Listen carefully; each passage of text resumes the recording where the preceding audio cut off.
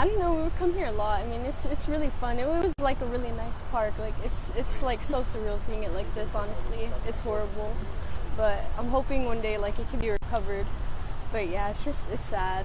It was a really fun park though, you know. And what was it like?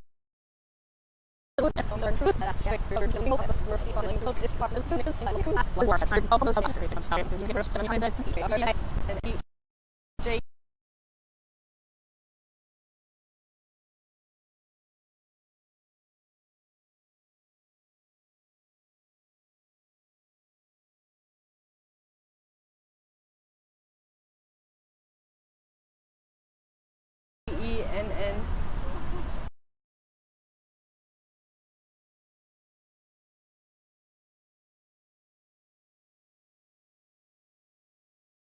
IFERBRAKE. Okay. And if at any point in time you want to stop and start over again, you can go. Don't worry about sounding like straight through. Okay. So tell me about your times here at this park. What was it like? I don't know, we come here.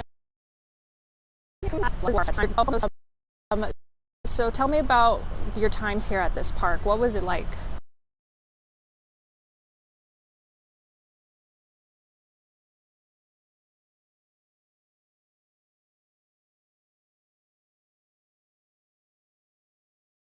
I don't know, we come here a lot. I mean,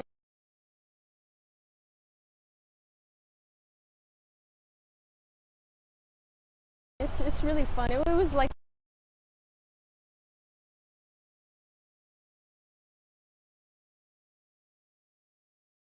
a really nice park. Like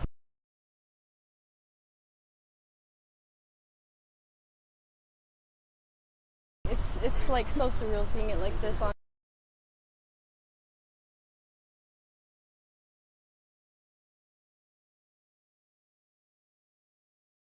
Honestly, it's horrible.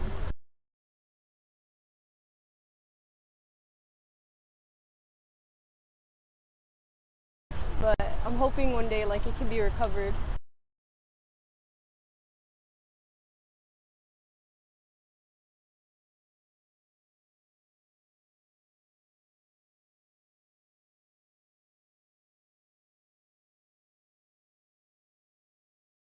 But yeah, it's sad.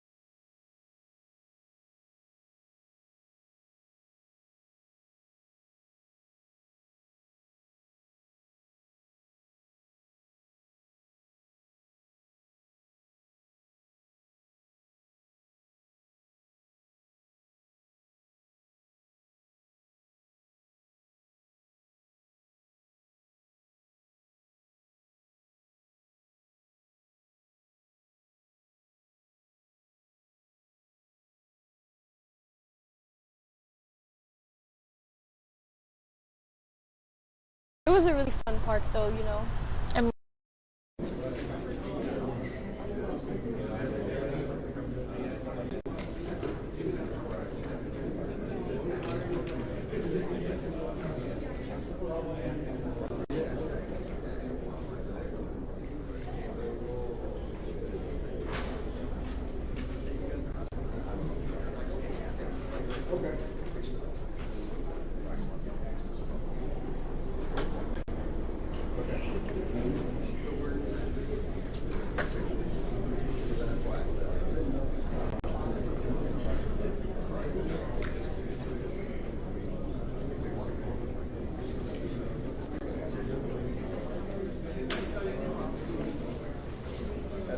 test, 1, 2, test, 1, 2, test. Okay.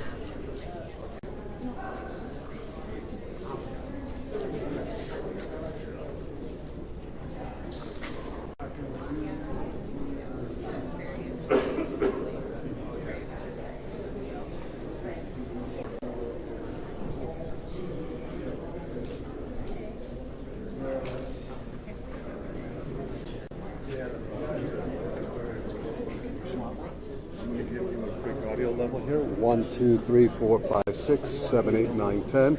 Hello, hello, hello. Do you hear me there, Dave?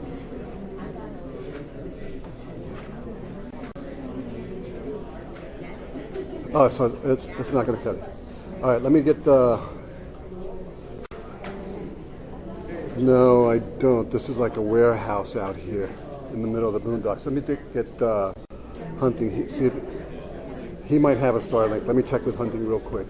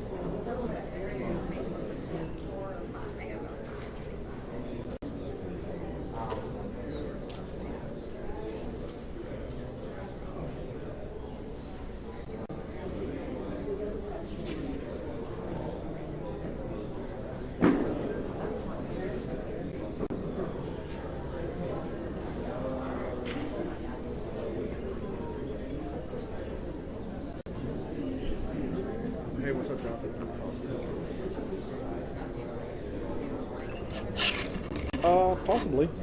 Yeah, I think Test 1 2 3. Test 1 2 3. Yeah, I think everybody testified that we're starting on time.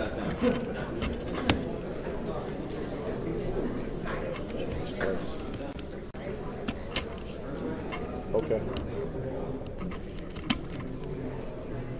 All right, I'll let you know. Okay.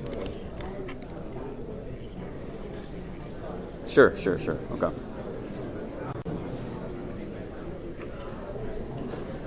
Okay. 1 2 3. 1 2 3. 1 2 3. Oh, okay, no problem.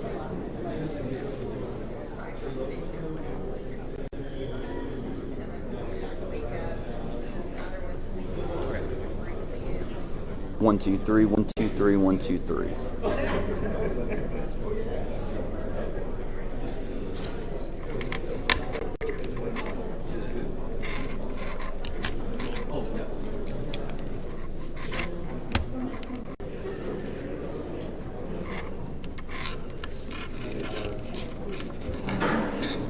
Yes, for circuit 193 and 1257, are we rolling? Sure, no problem.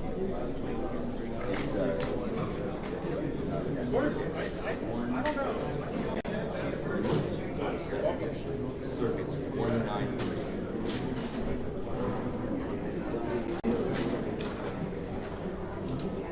Yeah.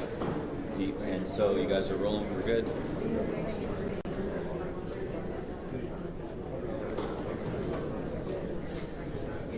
Mic check 1 2 3 4. Mic check 1 2 3 4. Hello.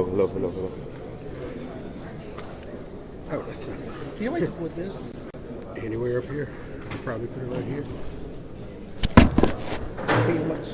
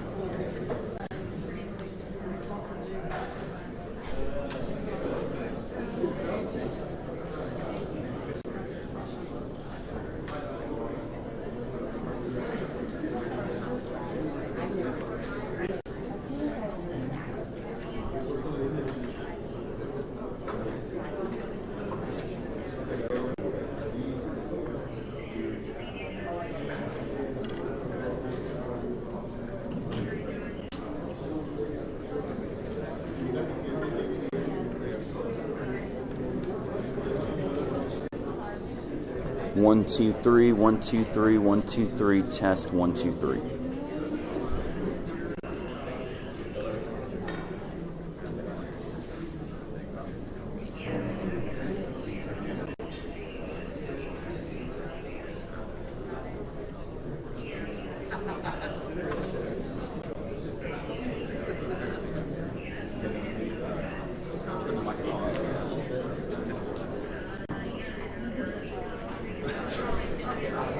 Turn the microphone up just a little bit.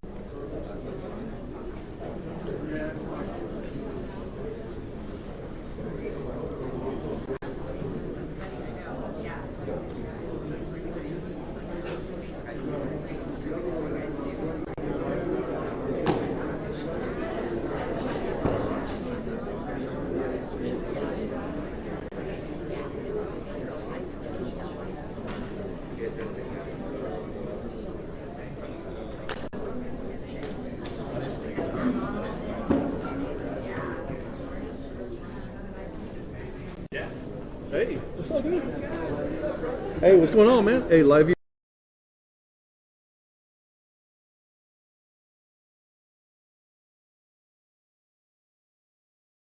Mic check. Hello. Hey, you got me, brother? Mic check. 1 2 1 2 1 2 1 2 1 2 1 2.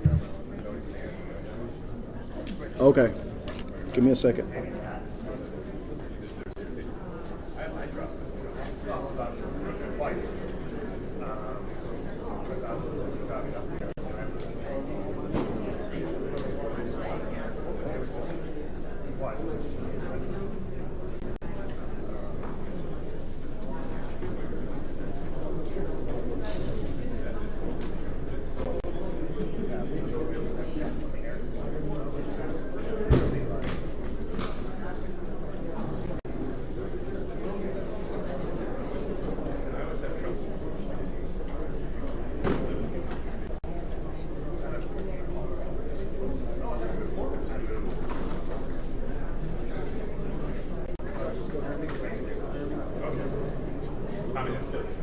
Hello. Okay. All right, brother. That's up.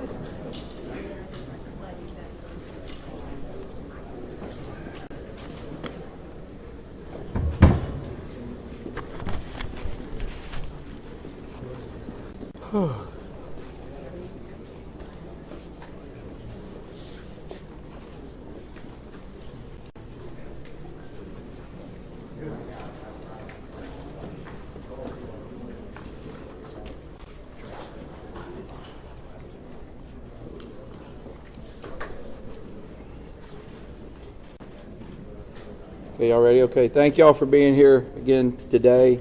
Larry Letha, Kerr County Sheriff. I'm going to kind of go over some brief notes with y'all real quick, then I'm going to pass it on to the mayor.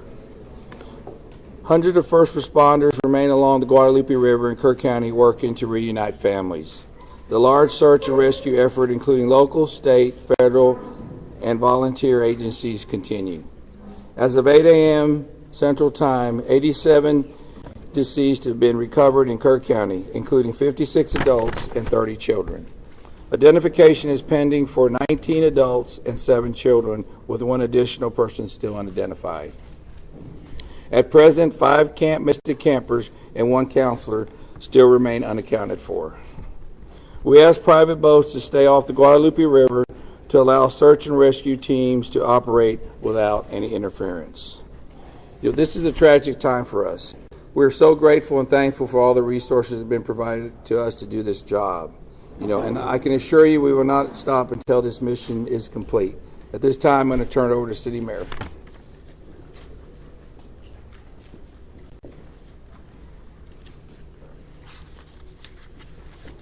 Thank you for being here. I'm Joe Herring Jr. I'm Mayor of the City of Kerville. I want to reassure our community and those families that the city, the county, the state, and the federal experts are working together, not separately, but as one team. If you go inside the Emergency Operations Center, you don't see silos. You see one team. I want to talk briefly about in-kind donations. The outpouring of generosity has been tremendous, and we are grateful. We are working on a new system to accept donations. And when those plans are complete, we will post them online on the city's Facebook page. We are grateful. We need a new system to handle the generosity of the world. Financial donations can still go to communityfoundation.net. That's the community foundation of the Texas Hill Country. Again, we are grateful for the generosity of the world. Over and over, I've asked you to pray. It occurred to me that I haven't asked you for what to pray specifically. Please pray for those who mourn, for those who wait, and for those who help. Now I'd like to call on Lieutenant Colonel Ben Baker.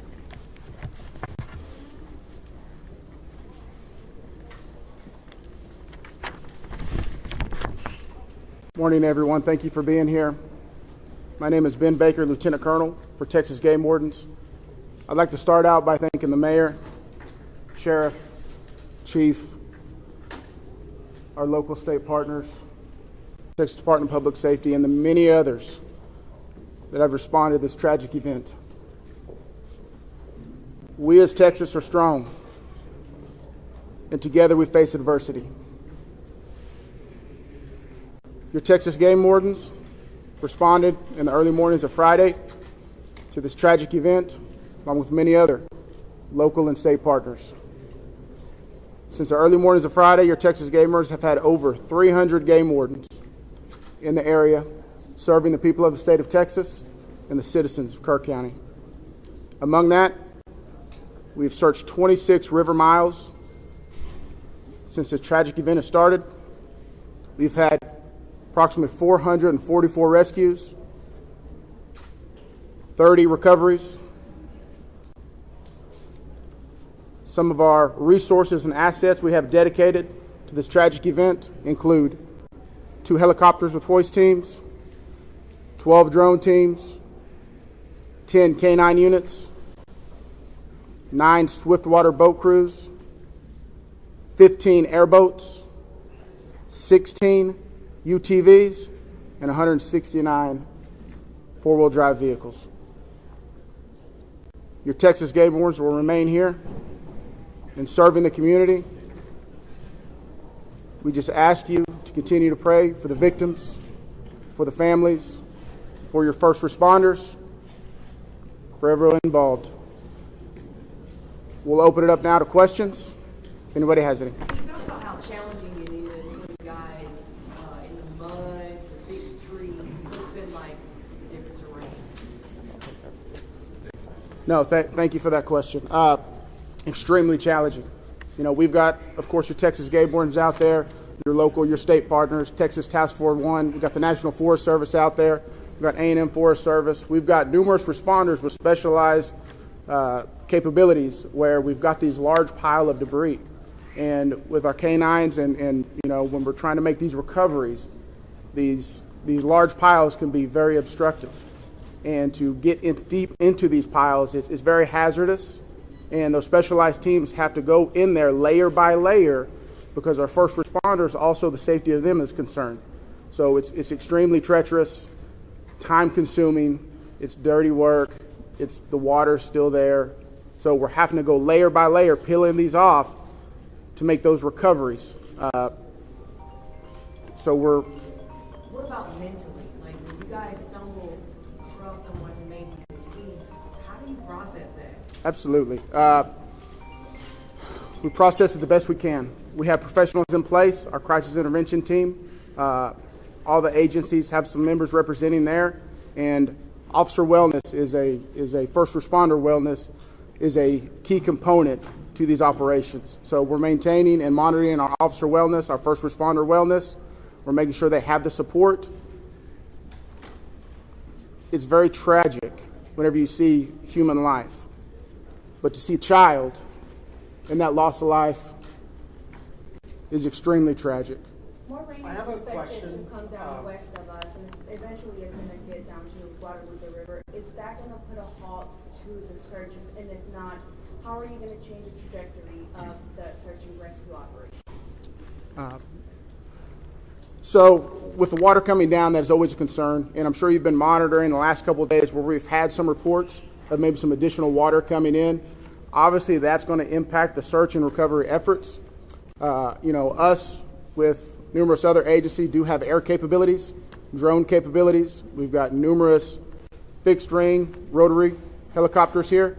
So it will alter our patrol patterns and alter our searches, but it won't deter them. I have a question for the specific discussions and actions were taken between the time the first flood emergency alert came in at 1:14 a.m. and then when the river first started flooding homes hours later. What were the specific actions and discussions that happened in those hours? Can you repeat that again, please? Absolutely. I would like to know, if you could outline, please, what the specific actions and discussions were that local officials took between 1:14 a.m., that's when the first flood emergency alert came out, and hours later when the river first started flooding. What happened in those hours? What I can tell you, when I was first notified, it was around the 4 to 5 area.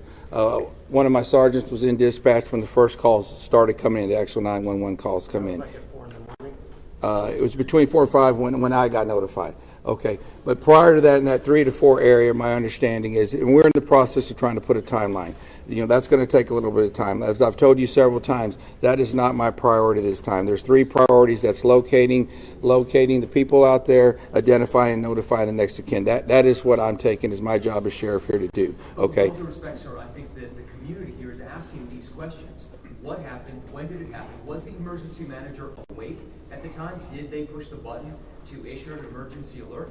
Sir, it's not that easy when you just push a button, okay? There's a lot more to that. And we've told you several times. So did it happen, sir?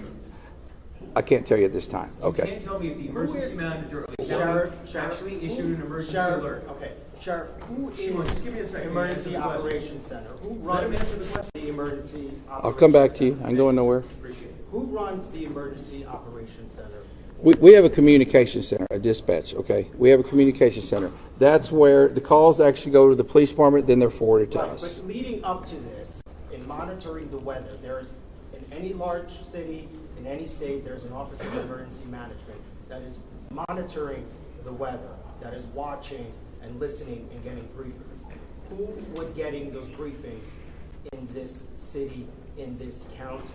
Who was receiving that information, and who would have ultimately made the decision to evacuate, hearing what was coming in from the Weather Service and other people? Okay, what we would have done when we get notified, okay, I'm going to tell you. You're not emergency management, though, right? The sheriff's not EOC. No, there is no, I meant as the city. Yeah. So we understand you have many questions. Right. Hang on. No, I understand, but you're not going to answer the question because that's up to the city manager and the mayor to answer those Correct. questions. We understand you have many questions. The judge is not here. We understand that, but right now, This team up here is focused on bringing people home. That's our focus. All those questions will be answered, but the priority right now It seems like you're is bringing people home. We totally understand that, and we value the incredible work that is being done by the first responders. We're seeing them out there muddy and sweaty and grinding it out day after day. But your community is asking these questions. And we will get answers. Right now, all of our resources are focused to recovery. Who was in charge of the Emergency Operations Center at the time that was getting any briefings? Do we have another question? I do. I think I'd like to focus on what local people can be looking for. We're looking at some erosion in roads and safety in them traveling. What can we tell people who live here right now and what they can do in their daily life? Should they worry about traveling on roads? Do we know anything about that infrastructure? Sure, absolutely. Jonathan Lamb, Kerville Police Department. So we know that there's substantial road damage.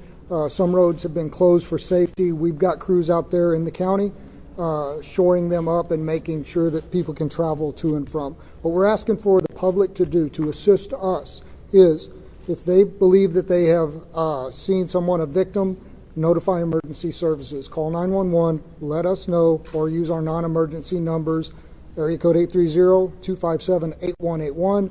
Contact our dispatch team and we will send officers out there. We also ask folks to limit their travel. Our first responders have had a very difficult time getting to where they need to go because of the amount of people who are flooding our roadways. We understand there's natural curiosity. People want to come here and see the flood damage. Now is not the time for sightseeing. This operation is ongoing and continuous, and it will continue. I've got time for one more question. Can we tell us your last live rescue of the people who are... Last question. As far as I know, the last live rescue, unless there's new information, and I don't believe there is, was made on Friday. All right, I'm afraid that's going to have to do it for this morning. Can someone answer if the bodies have been released to the families, Sheriff? Excuse me. Have the bodies been released to the families? Some. I mean, they're at autopsy. We have an estimate among the general population, not just the girls from Mystic, even just credible reports. Is it hundreds still? Is there any estimate among the general population of how many people are missing? No. I've told y'all several times, it's hard to know that number. No, we don't. I know the numbers that we have found, and that's all I know. You still don't want to tell us who is All right, so we're going to continue our operations. The next time that we're going to be in front of y'all will be at 5 p.m. right back here. If there is a critical update, again, we'll provide that information to you through the contact list that you have provided to us. Thank y'all. We appreciate it. Lieutenant. Sir, I had one other question. Maybe you could help. It was about the volunteers.